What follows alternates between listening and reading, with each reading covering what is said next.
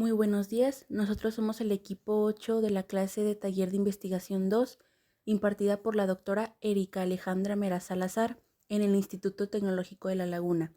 Mi equipo está conformado por Stephanie Scarlett Aguilar Puentes, Alan Andrés Saucedo Juárez, Itzel Esmeralda Valenzuela Adame y su servidora Zaira Michelle Alba García.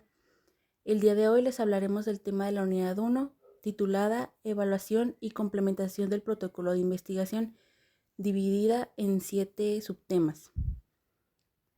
El primer subtema 1.1 es la revisión y consolidación del diseño y contenido del protocolo de taller de investigación 1. Esta es la etapa donde integramos todas las partes del proyecto para que funcionen como una unidad. O en otras palabras, es la fase final donde nos aseguramos de que lo que queremos investigar y el cómo lo vamos a hacer encajen perfectamente sin dejar cabos sueltos. Algunos de los puntos claves son la coherencia. Aquí el título, la pregunta de investigación, los objetivos y la hipótesis deben estar en una misma sintonía. La justificación es el por qué importa esta investigación. Debemos demostrar el por qué existe una necesidad social sobre este tema. También tenemos el marco teórico. Aquí hay que asegurarnos de que nuestras fuentes no sean muy antiguas y que realmente sustenten a nuestra hipótesis. Y por último, la claridad conceptual. Aquí tenemos que verificar que nuestros términos clave estén bien definidos para que cualquier lector entienda lo mismo que nosotros. Y algunos aspectos del diseño de este protocolo serían el tipo de estudio, ya sea que sea experimental, descriptivo o cualitativo. Este debe ser adecuado para responder a nuestra pregunta de investigación. También tenemos el universo y la muestra. Aquí vemos quiénes participarán y si el tamaño de nuestra muestra es suficiente para que nuestros resultados sean válidos. Y por último tenemos las técnicas. Aquí es saber si utilizaremos encuestas, entrevistas, diferentes tipos de diagnóstico, algún software, etcétera, etcétera. En conclusión, tenemos que la revisión y consolidación es como hacer un control de calidad final a nuestro protocolo. Sirve para asegurar que nuestra idea tenga pies y cabeza, que no nos falte material para trabajar y que los pasos que vamos a seguir realmente nos lleven a una respuesta clara. Hola, buenos días, mi nombre es Stephanie Aguilar y yo voy a hablarles sobre el 1.1.2, que son las fuentes de consulta. Básicamente las fuentes son todos los recursos o medios como libros, personas o internet que nos proveen información y evidencia necesaria para realizar una investigación. No se trata de usar cualquier dato, sino de saber filtrar. Para asegurar la calidad de nuestra investigación, aplicamos 3 criterios de selección. El primero es la confiabilidad, donde validamos el respaldo de expertos o instituciones reconocidas. El segundo es la actualidad, donde buscamos la vigencia de la información priorizando datos recientes. Y por último, tenemos la validez, que es donde confirmamos que la información tenga una utilidad real y directa para nuestro tema. Además, estas fuentes se clasifican en 3 niveles. Primarias, que contienen los datos originales y directos, como un experimento o una entrevista. Secundarias, que son las interpretaciones y análisis de esos datos, como los libros de texto o artículos de crítica. Y terciarias, que nos sirven como guías o directorios para localizar otras fuentes, como los catálogos de biblioteca. El siguiente tema es el 1.1.3, marco teórico, que es el sustento científico de cualquier trabajo. Un marco teórico desarrollado debe seguir un orden lógico compuesto por estos 5 elementos. Antecedentes, que son las investigaciones y estudios previos que otros autores han realizado sobre el tema. Nos sirven de referencia para saber qué se ha descubierto antes. Bases teóricas. Aquí incluimos las teorías y los autores base que fundamentan y explican científicamente nuestro fenómeno de estudio. Las bases conceptuales. Esta parte funciona como un glosario de términos clave. Aquí definimos técnicamente las palabras más importantes para que el lector entienda exactamente a qué nos referimos. Las bases legales, que son todas las normas, leyes o reglamentos que rigen o afectan nuestro objeto de estudio. Y por último, las variables, donde identificamos los elementos o factores específicos que se van a medir o estudiar dentro de la investigación.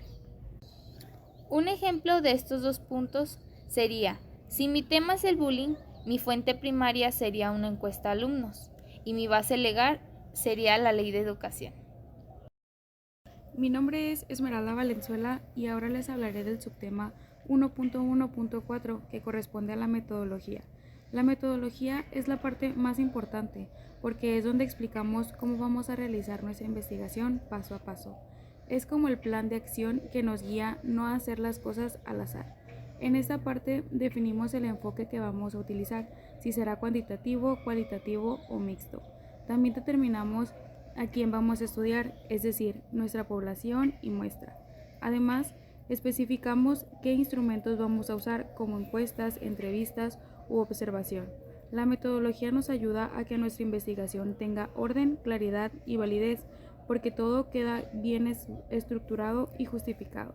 En pocas palabras, sin metodología no sabríamos cómo obtener los datos ni cómo analizarlos, porque eso es fundamental en cualquier investigación.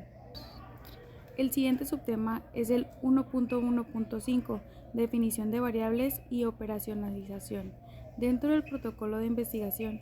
Para mí, esta parte es fundamental porque aquí definimos exactamente qué es lo que vamos a medir en nuestro estudio. Las variables son los elementos principales de la investigación. Por ejemplo, pueden ser el rendimiento académico, el nivel de estrés o la práctica de deporte. Primero identificamos qué tipo de variable tenemos, como la independiente, que es la que influye, y la dependiente, que es la que se ve afectada. Después hacemos la definición conceptual, donde explicamos qué significa esa variable según la teoría.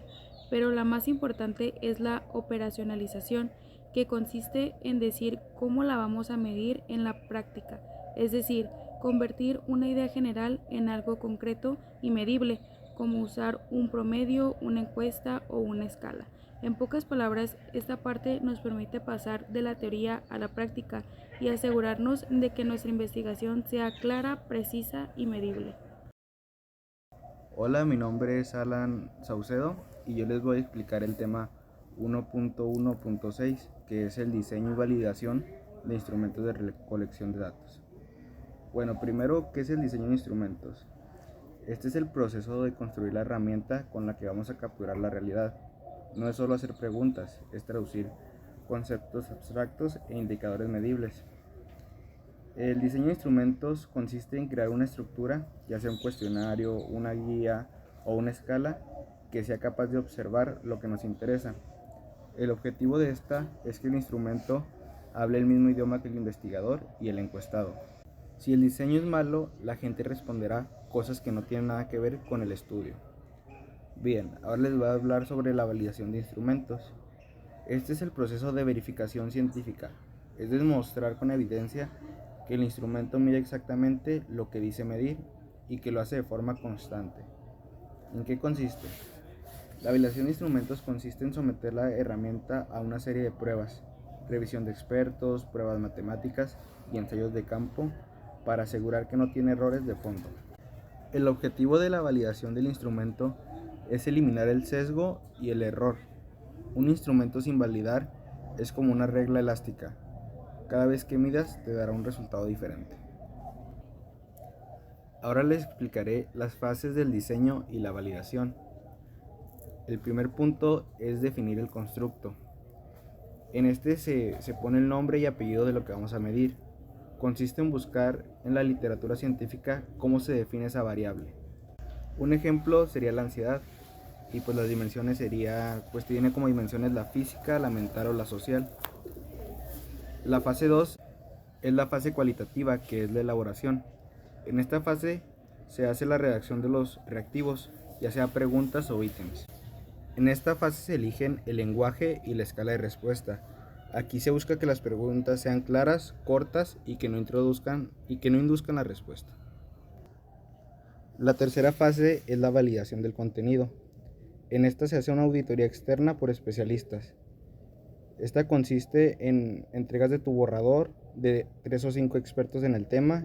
Ellos evalúan mediante una tabla si cada pregunta es suficiente, relevante, coherente y clara. La cuarta fase es la prueba piloto. Aquí se realiza un ensayo general con un grupo pequeño. Se aplica el instrumento a unas 15 o 30 personas parecidas a tu público objetivo. No nos importan sus respuestas, nos importa cómo reaccionan, si se cansan, si no entienden una palabra o si tardan demasiado. Y por último, la fase 5 es el análisis de confiabilidad y validez. Aquí es donde las matemáticas nos dan el certificado de garantía. Nos dicen que nuestro instrumento es sólido y los datos son reales. Eso fue toda nuestra parte. Muchas gracias por su atención.